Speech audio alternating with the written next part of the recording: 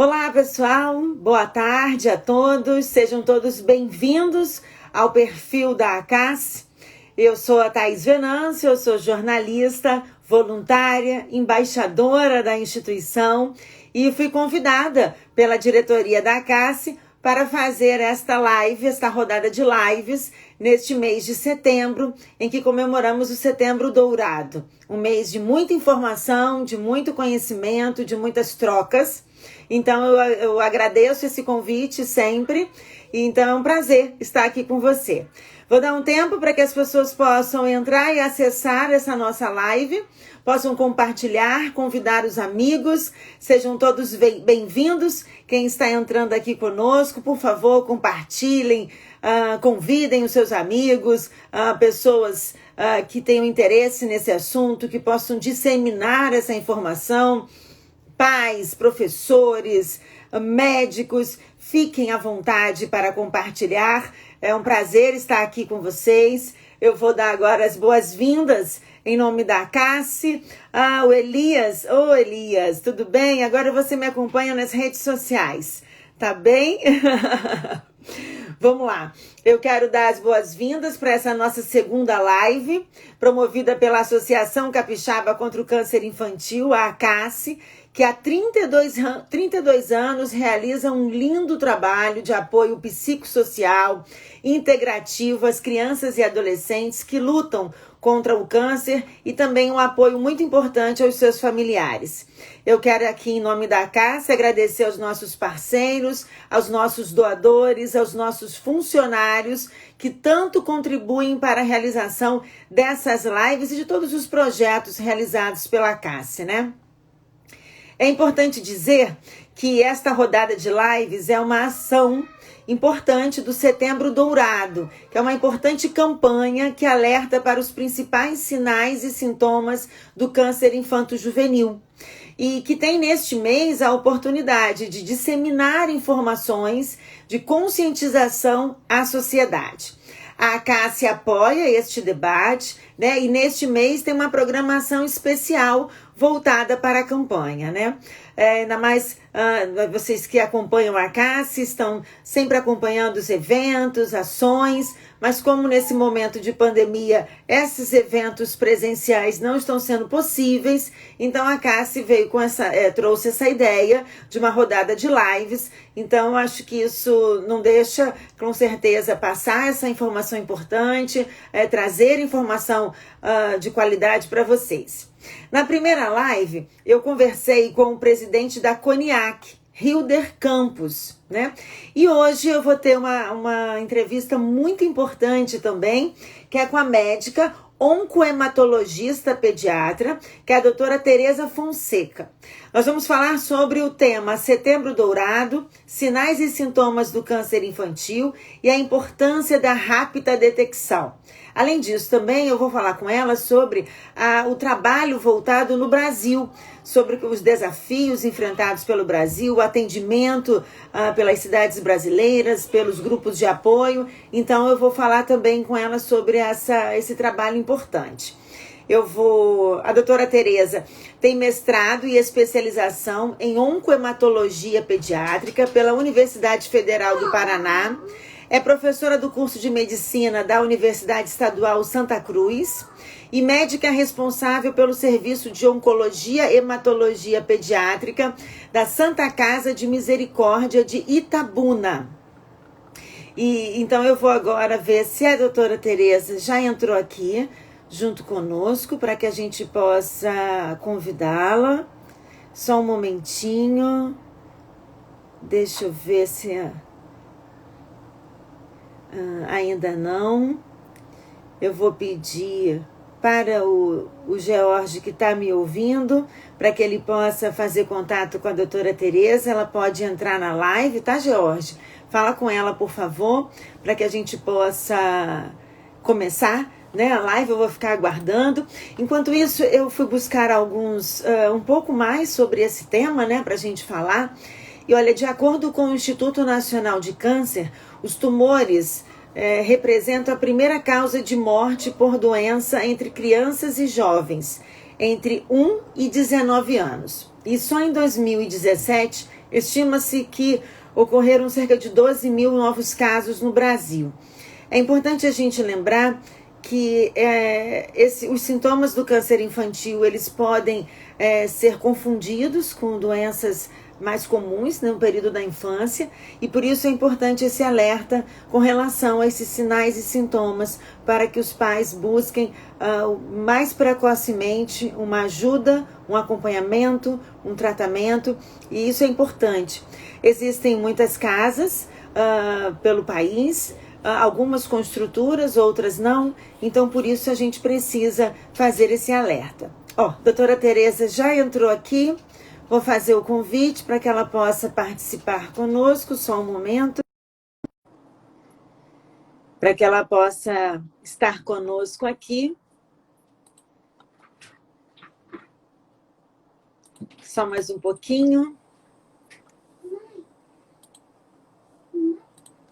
E aí...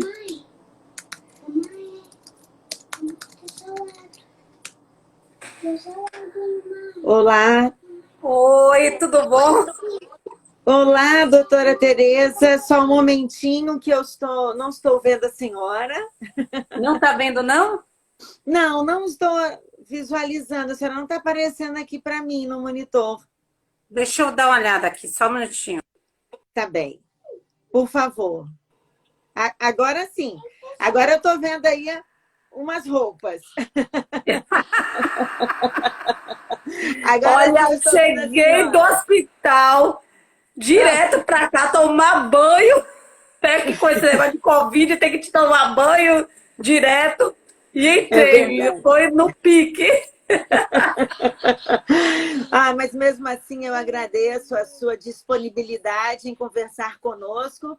Muito obrigada, né, desse carinho com a Cássia. Obrigada por nos receber aí. Eu sei que nessa correria, a live nesse momento é o melhor caminho para buscarmos informações, né?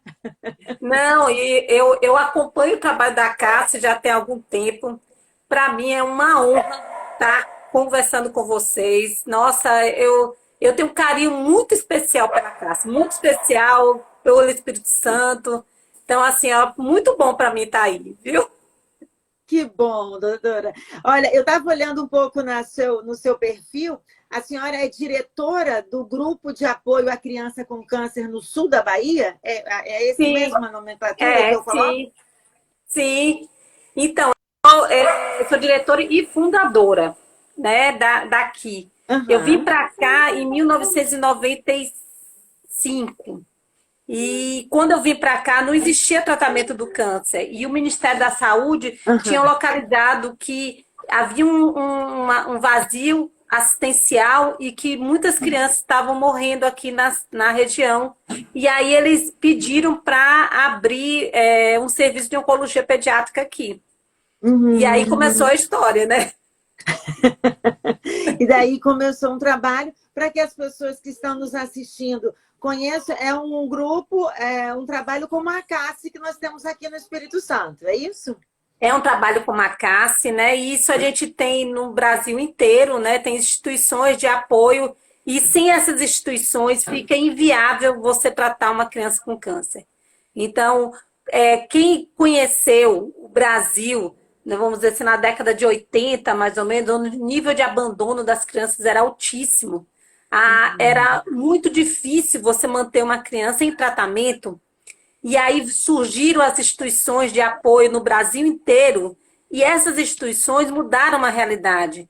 Entrando primeiro na questão do psicossocial, né? Então, a parte das casas de apoio, a parte de um suporte, né, psicossocial para os pais, para aquela criança, mas também as instituições acabaram também apoiando a questão do diagnóstico e tratamento. Então, várias são as instituições que acabam apoiando até, ajudando, e eu sei que a história da Cássia é semelhante, né? Então, olha, tem um espaço aqui, nós vamos adequar esse espaço para um atendimento a uma criança com câncer.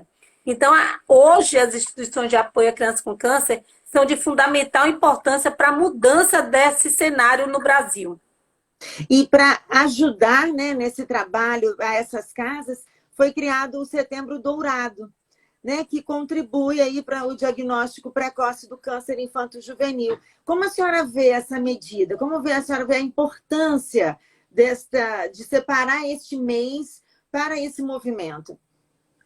Olha, isso é de extrema importância. Eu vou me retratar também historicamente, né? Então, quando eu saí da residência, né? Então, é, já falando da idade aí, né? Assim, mas assim, eu saí da residência em 88 e eu me lembro, quando eu vim para cá em 95, e eu me lembro bem que tinha uma mãe que a gente estava, na época, vendendo camisa para conseguir uma casa de apoio, né? Começando assim, bem do começo. E teve Aham. um rapaz que olhou para ela e fez assim: Ah, eu não acredito em nada disso. Eu nunca vi uma criança com câncer, então para mim isso aí não interessa. Aí ele chegou assim: Você já viu uma criança com câncer? Aí ela fez: Já, o meu filho. Quando ela falou isso, aí ele mudou o cenário. Então, a gente precisa falar do câncer infanto-juvenil. O câncer infanto-juvenil, hoje, é a principal causa de mortalidade entre 4 a 18 anos por doença. Só perde apenas para as causas externas. Então, o que antes a gente pensava assim, ó, do que as crianças brasileiras morrem?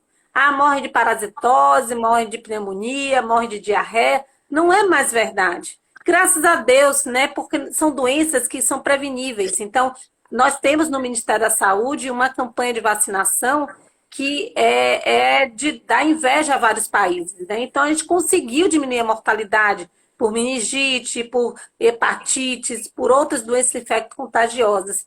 Mas o câncer nós não conseguimos, né? E a gente não consegue ainda no Brasil ter a mesma taxa de cura dos países que são desenvolvidos. A gente andou muito, muito, mas ainda temos muito para andar para a gente conseguir mudar e ter essa estatística semelhante aos outros países que estão desenvolvidos.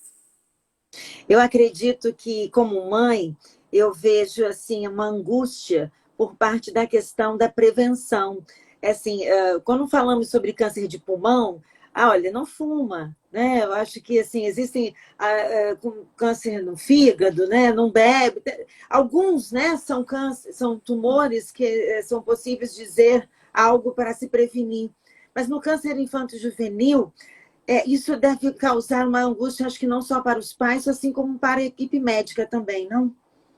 Então, a gente, no câncer de adulto, como você colocou, né? Você tem a questão a prevenção primária. O que é a prevenção primária? Então, eu vou deixar de fazer algo e isso vai impedir que eu tenha câncer, né? Então, é o que nós chamamos de prevenção primária.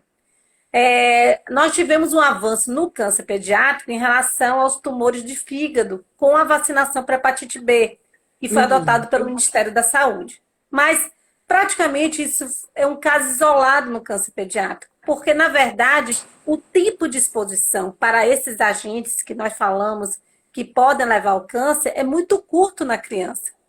Então você não tem como dizer assim, ó, olha, não faça isso que porque senão você vai ter câncer. Não temos. Essa angústia é verdadeira. E eu quero abordar uma outra coisa. A gente, quando recebe uma criança com câncer, muitas vezes os pais eles vêm com um sintoma, um sentimento de culpa. Então, meu filho ficou com leucemia porque eu não dei ferro, porque ele teve anemia, né? Então, Aham. se eu tivesse cuidado, teria sido diferente. Não é verdade. Então, a gente não tem isso no câncer pediátrico. Então, essa culpa os pais também não são para trazer para eles, né? A gente sabe muito pouco ainda do que pode levar um câncer numa criança. São poucos casos que são hereditários, né? Então, assim, menos de 10% dos casos que são hereditários. A maioria desconhece o real motivo que desenvolveu isso. Algumas pesquisas começam a colocar da exposição materna a determinados agentes, mas isso a gente ainda não tem com certeza. Então, o que a gente tem com certeza? Aham. É a prevenção secundária. O que é isso? É nós fazermos o diagnóstico da doença logo que aparecem os primeiros sinais e sintomas da doença. Então, a nossa obrigação é a gente fazer o que nós chamamos do diagnóstico precoce. Então, essa ação nós podemos fazer. Essa ação os pais podem ter conhecimento, o profissional da saúde pode ter o conhecimento, gente poder fazer com que haja um diagnóstico precoce dessa doença. E quando a senhora fala sobre os sinais e sintomas, e a gente quando vai ler, e esse sempre é um alerta, são sinais que podem ser confundidos com doenças comuns na infância. Então, por isso, essa atenção ainda redobrada desses pais, não? Então, isso realmente muito característico do câncer pediátrico. Então, assim, o câncer pediátrico, os sinais e sintomas são muito semelhantes a muitas doenças próprias da infância. Então, o que a gente alerta? Tudo vai ser câncer? Claro que não, né? Se nós formos ver o percentual de câncer na criança, ele vai até 5% do câncer de adulto, de 1 a 5% do câncer de adulto. Num local que tiver mais criança, você vai ter mais criança com câncer. Então, na região norte, onde você tem uma população infantil maior, vamos dizer, a pirâmide tem muito mais criança do que idoso, você tem uma tendência a ter também maior número de câncer pediátrico. Mas, percentualmente, é muito menor do que o adulto. Mas, quando a gente fala assim, olha, por exemplo, uma criança que tem uma anemia, toda anemia vai ser câncer? Vai ser leucemia? Claro que não. Qual é a principal causa de anemia? A deficiência de ferro. Mas é uma criança que tem uma anemia, ela tem uma alimentação muito boa, você deu ferro, ela não está melhorando, isso está evoluindo e começam a aparecer outros sintomas. Então, aí acende o sinal de alerta. Então, quando nós falamos assim dos sinais e sintomas de alerta, não significa que isso vai ser câncer, mas você tem que começar a pensar nessa possibilidade para você afastar essa possibilidade. Então, por exemplo, as ínguas, né, que são aqueles linfonodos, né? Uma criança que tem íngua, ela é muito comum, né? Quase toda criança tem. Principalmente quando é que ela aparece? Quando você tem uma infecção mais próxima daquele local. Então, quem tem a infecção de garganta de repetição vai ter os linfonodos cervicais, né? Ali. Mas você tratou essa infecção, aquela íngua vai diminuir. Não vai desaparecer, ela vai diminuir. Se ela tiver uma nova infecção, aquela íngua vai voltar a crescer. Por quê? Porque o linfonodo é o nosso sistema de defesa.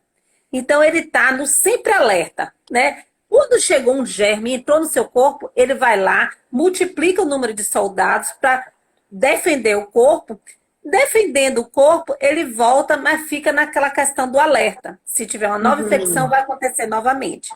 Então, o aumento do linfonodo em vigência de uma inflamação é normal e é o esperado, é o que a gente deseja. Mas vamos dizer que é uma criança que não está com uma inflamação, ou ela teve, já curou e a íngua continuou crescendo. Aí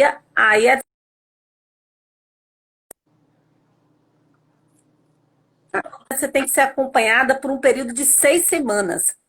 Se a íngua diminuiu e voltou a crescer e ficou acima de 3 centímetros, você tem que retirar. Então, assim, nos sinais e sintomas de alerta, não é que a gente está dizendo que tudo vai ser câncer, mas a gente está dizendo o seguinte, pode ser isso, pode ser aquilo, mas também pode ser o câncer. E eu preciso levar no médico para afastar essa possibilidade. Um outro sintoma também que, assim, eu acabo prestando também muita atenção nos meus filhos por exemplo, roxidão, né? Porque a gente é colocado isso como alerta. E aí, como eu sei diferenciar? Porque isso causa uma angústia muito grande, sabe, doutora Tereza? Eu sei como é que é. Então, veja só. Como você falou, a criança é um ser agitado, né? É uma criança normal. Bate tudo, ela né? Na mesa, bate cadeira, tudo. sofá. Ela corre, ela joga bola, né? Agora no período de pandemia, mas fica correndo dentro de casa, né? Dentro de casa, é verdade. Então,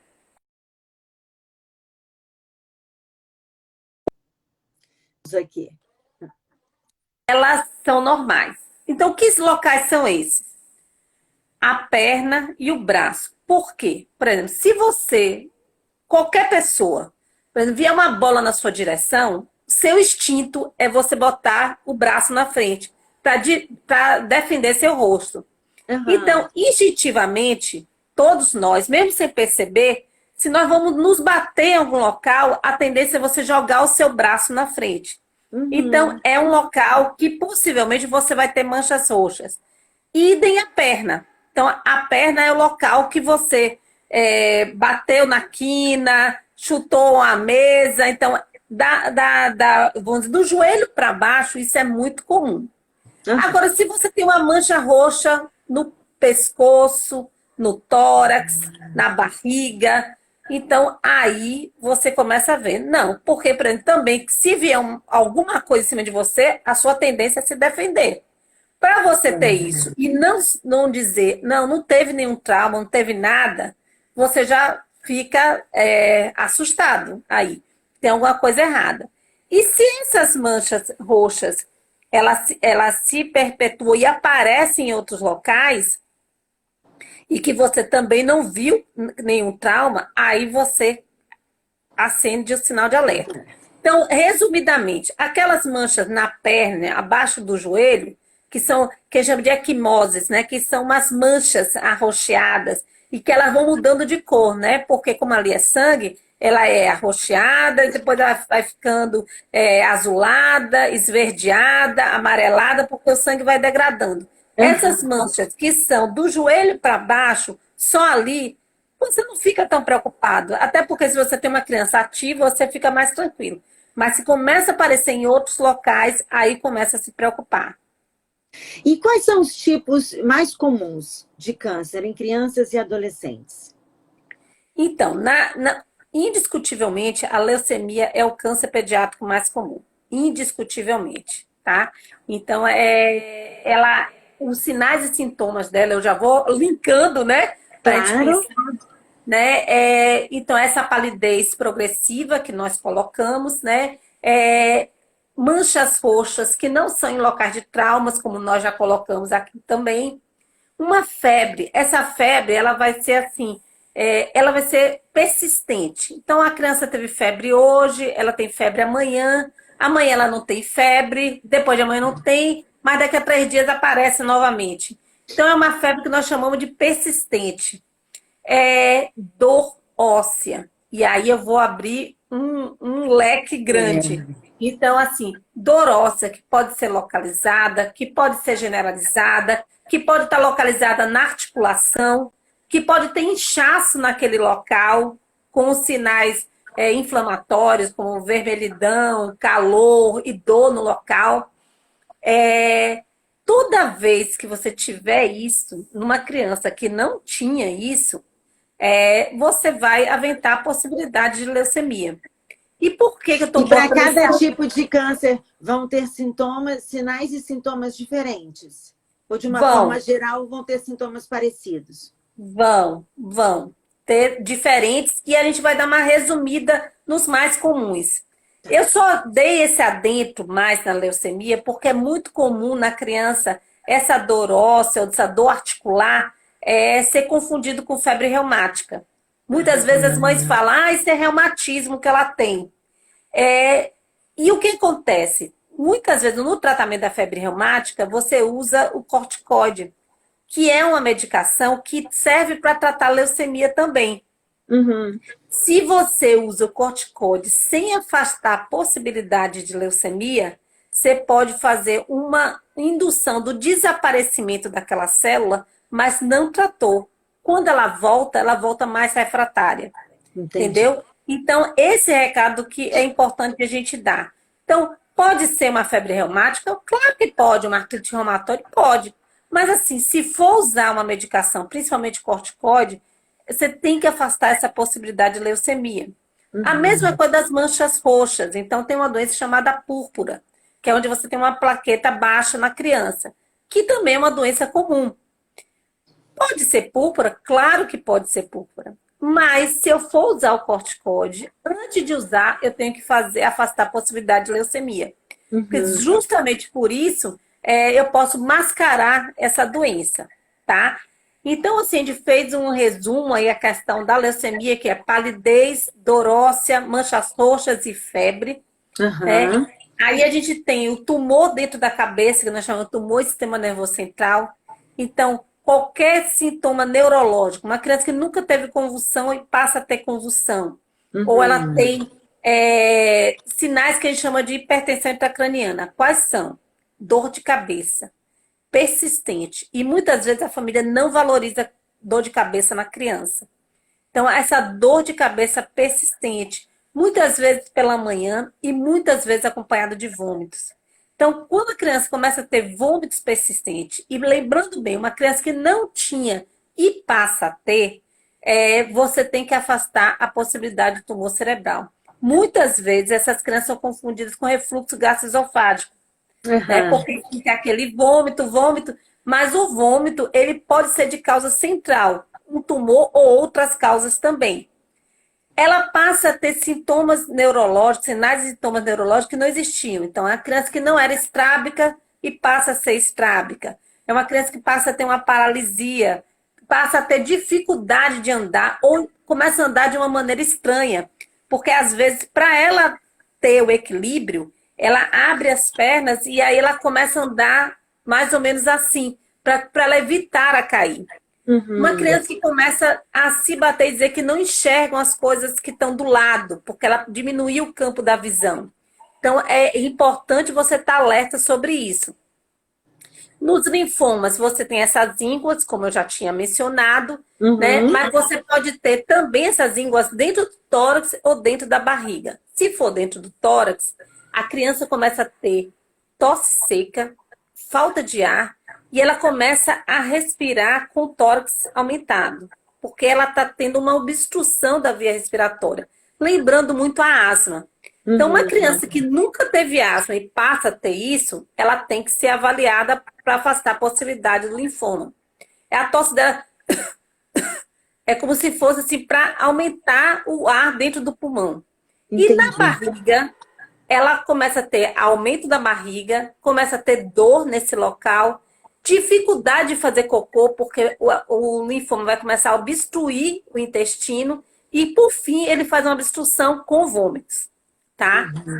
Fora isso, massa ou tumor em qualquer lugar do corpo, até que prove ao contrário, tem que afastar a possibilidade de um câncer.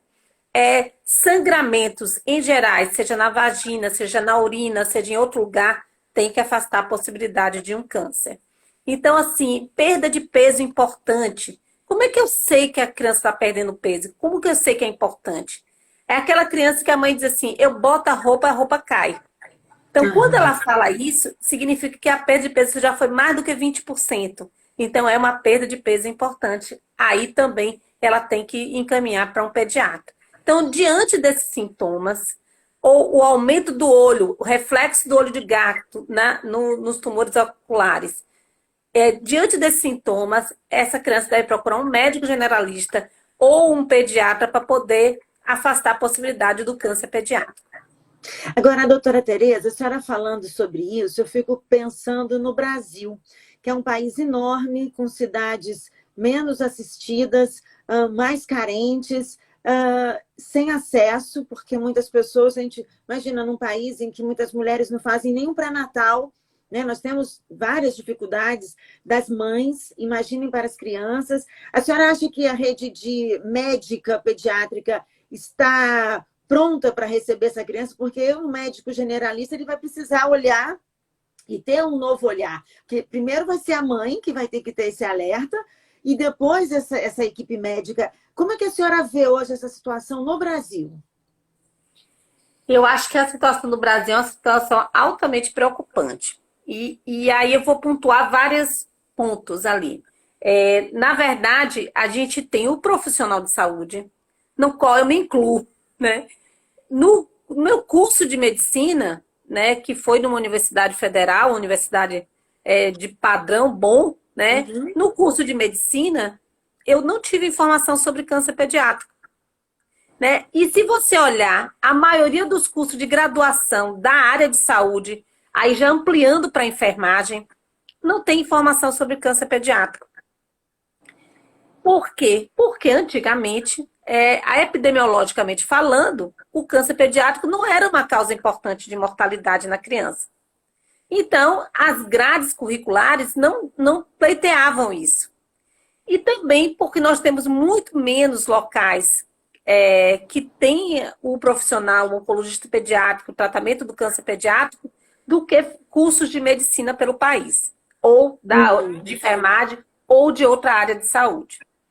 Então, o que acontece? Esse aluno que não teve nenhuma informação na sua graduação, ele vai se formar e ele vai para o campo de trabalho, nos diversos locais do país, nas diversas cidades do país.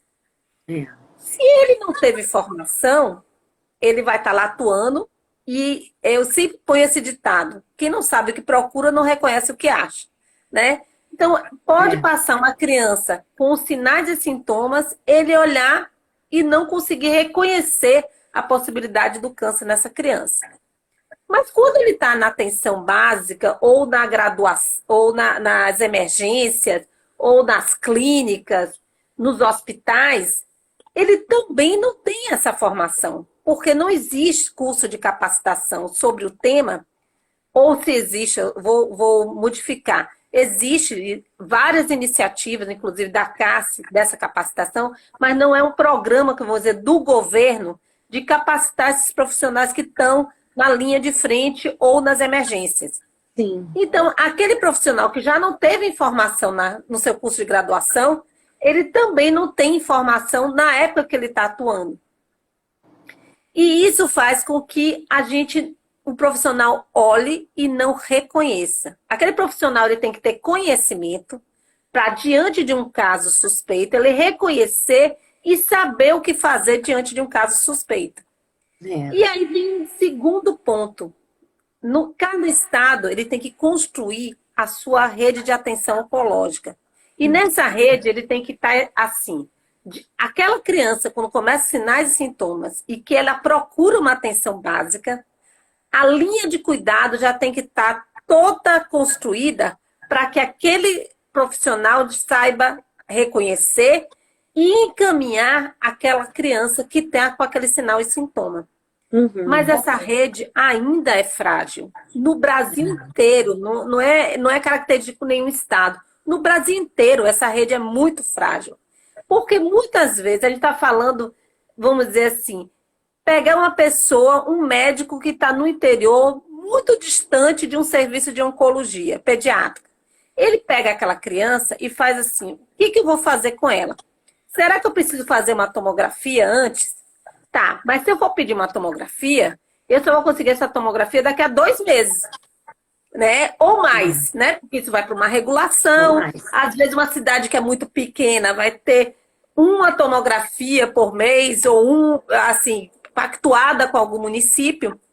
E esse tempo que eu perco é um tempo crucial para essa criança, porque o câncer da criança não é uma doença crônica, é uma doença aguda.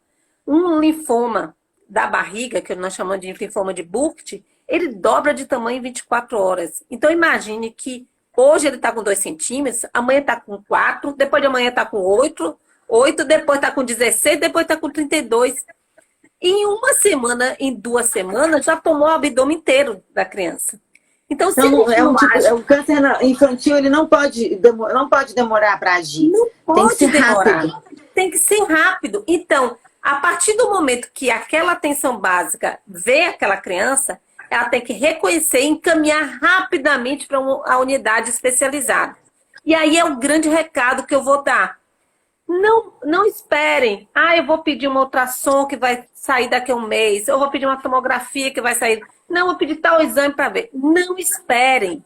Se tem sinais e sintomas de alerta, encaminhe diretamente para a unidade competente. Porque cabe a essa unidade, a alta complexidade em oncologia, conforme a portaria do Ministério da Saúde, cabe a essa unidade fazer o diagnóstico definitivo dessa criança. Diferente do câncer de adulto. Porque no câncer de adulto, as unidades de oncologia só aceitam com o diagnóstico anatomopatológico. Na criança, não. Na criança, só com sinais e sintomas, você deve ir para aquela unidade para ela fazer o mielograma, ou a biópsia, o anatomopatológico, ou a tomografia para um tumor do sistema nervoso central. Ela vai fazer isso, diagnosticar para poder tratar o mais rápido possível. A portaria ministerial, ela coloca isso justamente por entender que o câncer pediátrico ele é diferente do câncer de adulto. Que bom, acho que esse relato que a senhora fez foi muito importante para um alerta, né, para que pais e a rede, né, médica também tenham essa atenção e a gente pede para que cada vez mais esse atendimento de qualidade chegue às nossas cidades, né, para que as nossas crianças sejam assistidas. E eu digo mais, é muito injusto você ver uma criança mudar o seu prognóstico de cura por ela não estar inserida num local próximo à unidade de tratamento ou por ela ter um nível socioeconômico mais baixo. Essa injustiça a gente não pode permitir, porque todas são crianças brasileiras. Todas. Independente de estar na região norte ou sul do país, centro-oeste ou oeste, onde for, todas são crianças brasileiras e todas têm que ter o direito ao diagnóstico definitivo, acurado e a cura. E hoje ainda a gente pode manter que, com diagnóstico precoce, a chance de cura é enorme. A chance de cura no diagnóstico precoce é mais de 70%. Então, assim, esse movimento que a gente está tendo, da gente estar falando sobre isso, ele é de extrema importância, porque também quando a gente fala, você tem várias pessoas que são multiplicadoras que também vão pressionar ao seu governo, ao seu gestor, ao seu município. Não, não pode ser assim. A gente não pode se acostumar com aquilo que não é correto, né? Então, uma criança que tem o sinal e sintoma de câncer pediátrico, ela tem o direito a ser encaminhada precocemente para poder ter seu diagnóstico e para ter a sua cura o mais perto possível. E quando eu falo da cura, não é só a cura, vamos dizer, de saúde. Porque quando eu faço um diagnóstico precoce, eu acabo fazendo um tratamento menos agressivo. Então, por exemplo, uma criança que tem um tumor no olho, se eu faço um diagnóstico precoce, eu consigo fazer com que às vezes, eu posso preservar, inclusive, a visão, né? Eu posso preservar o olho, eu posso preservar a visão. Mas se ela chega tardiamente, eu tenho que retirar o olho. Eu vou enuclear o olho. Então, ela pode curar, mas quando ela cura, ela não cura com uma qualidade de vida. Então, o que a gente quer é que a gente tenha a cura e com qualidade de vida para que essas crianças sejam inseridas no mercado de trabalho. Que elas sejam um adulto como eu e como você, que tiveram a mesma chance de estudar, de trabalhar, de ter família e de ser feliz. E, doutora Tereza, segundo o INCA, são estimados 12 mil novos casos por ano, né, na faixa etária aí de 0 a 19 anos. Hoje em dia, nós temos mais diagnósticos ou nós temos mais números de casos? Quer dizer, a que se deve esse número? Na verdade, o INCA ele tinha uma formulação onde ele calculava os casos conforme o percentual do câncer do adulto. Então, como nós sabíamos o número de câncer de adulto, você colocava em torno de 2 a 3% e você ia para a possibilidade do câncer pediátrico, né? Houve uma mudança, vamos dizer assim, da metodologia do INCA em calcular isso. Mas, independente, o que nós sabemos no geral? No mundo, 80% das crianças elas estão em países com poucos recursos.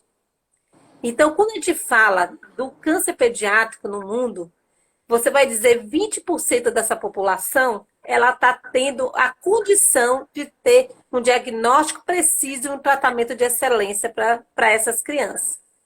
Essa injustiça ela começa na população mundial. E por isso a Organização Mundial de Saúde ela vem com isso, com uma meta do milênio, você diminuir a mortalidade do câncer pediátrico no mundo. E quando a gente fala isso, a gente está falando do diagnóstico, da adequação do tratamento, daquela unidade de tratamento, mas eu tenho que falar também da questão de registro. Então, eu tenho que saber exatamente qual é o número de crianças que eu tenho. Porque a partir daí, você pode dar início a uma política pública para aquele número de crianças que têm a doença. E no registro, se você tem um registro que é falho, você tem uma política que também será falha, né? Então, no Brasil, nós temos dois tipos de registro. Nós temos o registro de base populacional.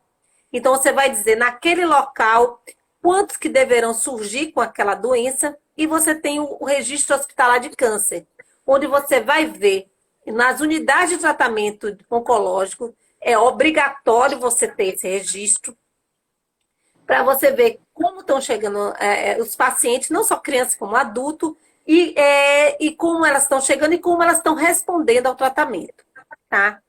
Ainda existe algumas críticas em relação aos registros. Então, imagina-se que a gente, por exemplo, no registro nós não é obrigatório para quem está na rede complementar. Então, nos planos de saúde não é obrigatório. Você pode registrar, mas você pode não registrar, né? Então, na rede complementar a gente perde, né? No registro base populacional, que estão nas grandes capitais e algumas cidades do interior, mas são poucas, você pode ter essa noção, porque você vai pegar outros dados do laboratório, anatomia patológica. Mas o que eu quero lhe dizer é que ainda, apesar do Brasil ter um registro que a gente avançou muito, mas ainda há uma dúvida desses números reais. Então, imagina-se que a gente tem um percentual de criança que não está tendo nem acesso ao diagnóstico. Então, eu vejo assim, por exemplo, principalmente na região norte, onde você tem um número de causas externas muito maior, o que acontece? Chega uma criança, por exemplo, ela chegou com sangramento, febre e palidez. Ou ela pode e morre, por exemplo. Ou ela pode ter um diagnóstico de dengue, um diagnóstico de uma doença infecciosa, uma sepsemia, outras doenças, mas ela não teve acesso à possibilidade de um mielograma que pudesse fechar o diagnóstico. Então, esses casos nós não estamos pegando. Então, imagina-se que nós temos um número maior do que essas crianças. E quanto mais distante dos grandes centros, das unidades de oncologia, maior essa possibilidade de ocorrer. Então, na região norte, nós só temos 2 estados que têm serviço especializado de tratamento de câncer pediátrico, que é no Pará e no Amazonas. E se você olhar a região norte, aquela amplitude da região norte, o que está acontecendo nos outros locais? O que está acontecendo com aquelas outras crianças? Para você chegar por exemplo, do interior do Pará para a capital, ou do interior do Amazonas para Manaus, são dias de barco.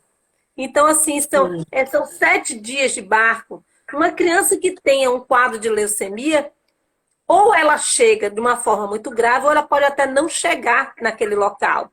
E quando a gente fala esse número pode ser muito maior por falta de diagnóstico.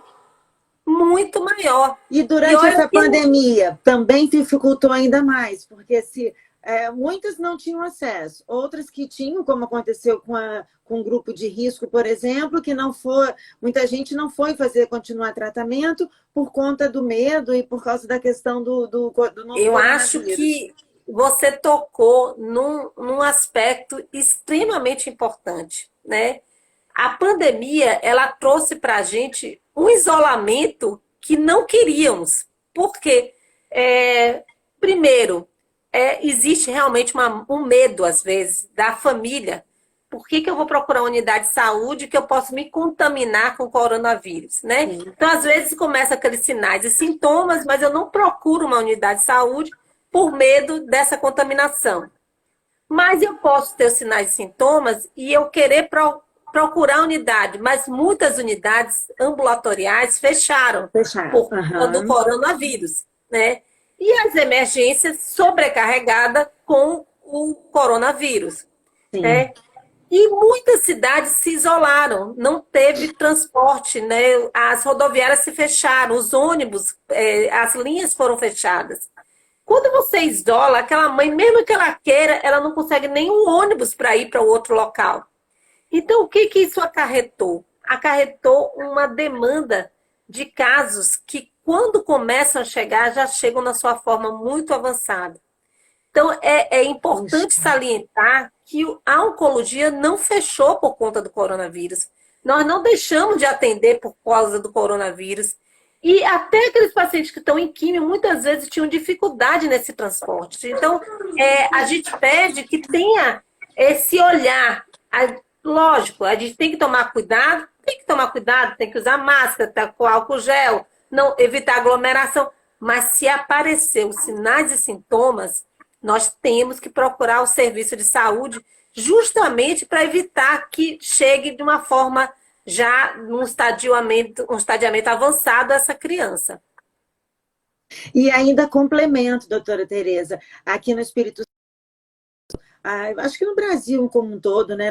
Nenhuma escola voltou ainda. E o professor que tem aquele olhar, que pode ter um olhar diferenciado no dia a dia, né? E até comparativo, ele também perdeu essa oportunidade de poder olhar, de poder encaminhar essa criança. Quer dizer, a criança ficou isolada do mundo, da sociedade. Ela teve que ficar presa dentro de casa e muitas vezes muitos pais tiveram que voltar a trabalhar e elas estão sozinhas. Quer dizer, não tem escola, não tem atividade e ainda não tem a ida ao hospital, porque muitos pronto atendimentos, por exemplo, o posto de saúde, aqui teve a questão da vacinação da gripe, está sendo levado foi levado para as escolas e não para os postos. Então, assim, essa criança eu fico imaginando, quando daqui a pouco essa reabertura voltar, quando tudo voltar à normalidade, se pode até ter um aumento no número de casos diante dessa situação. Com certeza. E isso você está falando de um local que possivelmente próximo de uma capital. Sim. Imagine aquela cidade que está quilômetros de distância de uma unidade de tratamento. Além de tudo isso, ele tem o próprio isolamento da cidade, de muitas vezes você não conseguir se deslocar realmente. Né? Então, eu acho que esse momento é um momento de alerta para a população como um todo. Para nós como pais, para nós como médicos, para nós como comunidade, né? Que apesar de a gente saber que realmente temos que estar com essa questão do coronavírus em evidência, mas a gente não pode esquecer que existem outras doenças também de alta gravidade e que elas não podem ser esquecidas. A partir do momento que você tem o sinal sintoma, tem que tomar atitude, tem que encaminhar precocemente e entender que aquele profissional da saúde, que eu espero que já esteja voltando, principalmente a questão ambulatorial, que ele Sim. possa ter esse olhar. Ou o profissional da emergência também. A senhora falou sobre a questão, por exemplo, da região norte, né? Que só 2 estados têm um atendimento específico. É possível a gente separar, no caso do câncer infanto-juvenil, alguns tipos mais comuns em determinadas regiões, ou regiões que têm mais número de casos, ou não é possível fazer esse gráfico? Você tem, na verdade, no geral, ele normalmente é muito homogêneo. Normalmente. Uhum. Mas, por exemplo, existem algumas questões. Então, por exemplo, a gente tem em São Paulo e no Paraná, você tem um aumento de um tumor chamado de um câncer adenocortical, carcinoma adenocortical, e ele é muito comum nesse local, mas é raro em outros locais. E tem a ver por uma questão genética que está envolvida nisso. Tem fatores ambientais, então a gente sabe que vamos dizer assim, o contato precoce da criança com um vírus chamado vírus Epstein-Barr, você pode propiciar uma maior chance de ter um linfoma ali.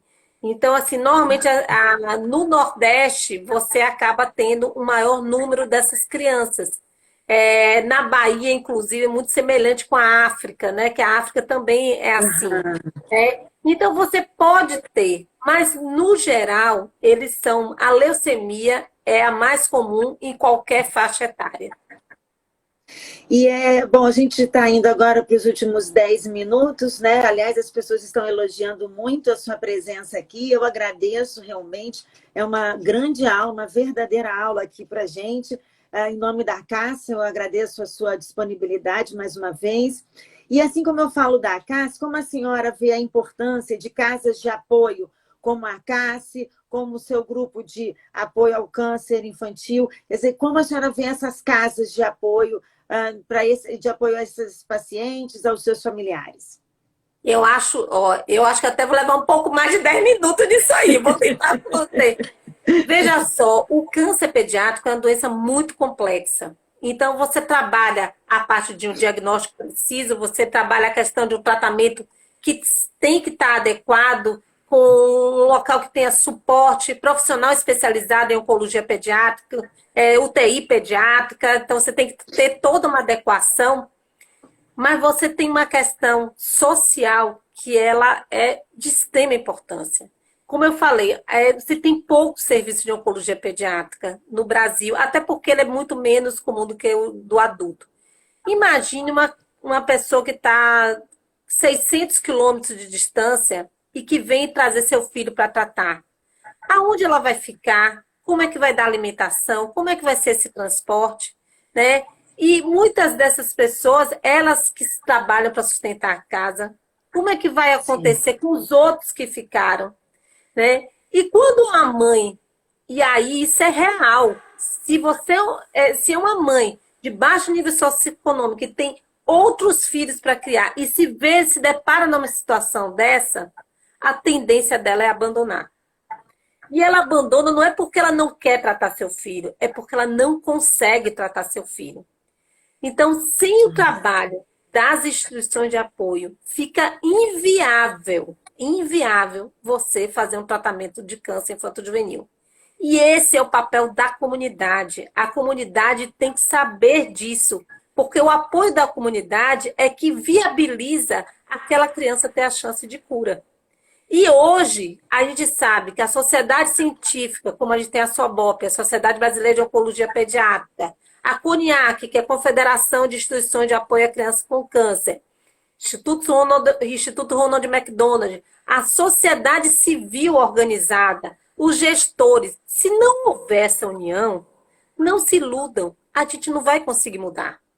Então, assim, hoje, essa aliança, esse ciclo de aliança é de extrema importância. Então, uma CACE, ela não é menos importante do que um hospital. Todas essas vertentes, elas são de fundamental importância para manter esse tratamento de qualidade. E isso a gente deve à comunidade. A gente tem que falar a todos os cantos que ajudem essas instituições de apoio, porque elas fazem um trabalho maravilhoso, inclusive ajudando no diagnóstico precoce, nas capacitações, ajudando as unidades de tratamento na adequação. Muitas delas assumem até determinados exames que não conseguem pelo SUS. Então, elas são de fundamental importância para a cura dessas crianças, principalmente as crianças com baixo nível socioeconômico. E como eu falei uma vez, e eu volto a falar, é muito injusto ver uma criança não curar por conta disso.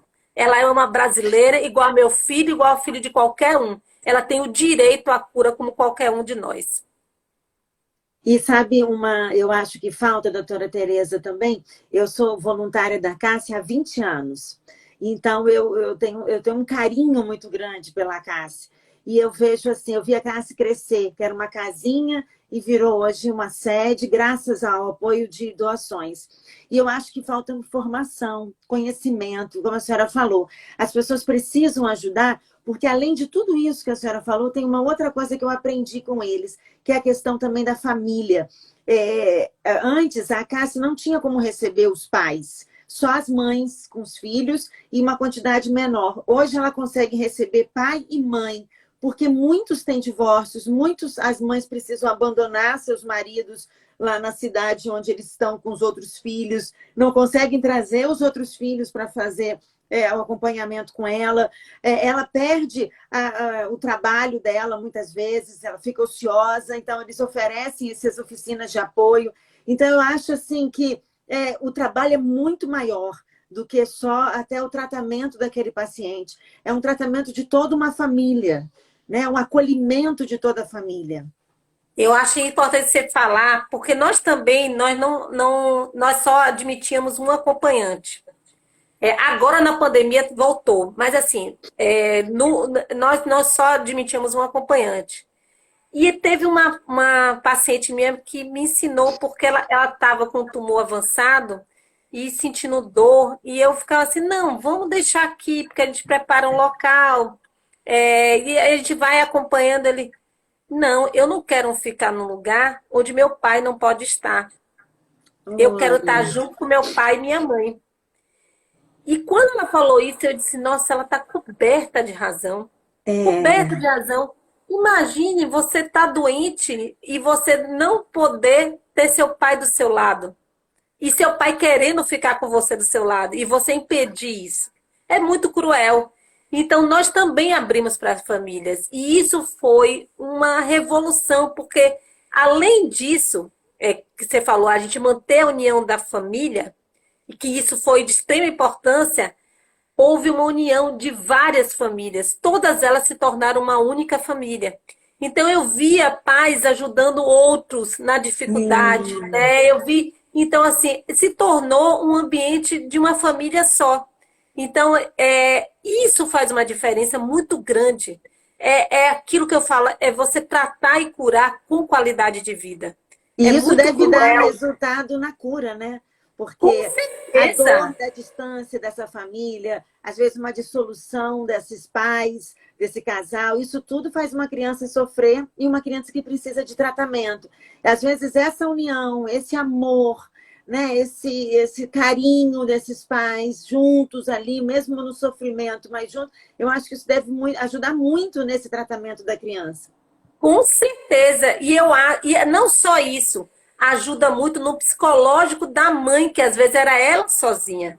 É, Também como mulher, eu também digo assim, imagine você vai para uma cidade diferente, com um filho com uma doença grave, fazendo um tratamento difícil, porque é sim, exaustivo, prolongado, e eu não tenho com quem dividir.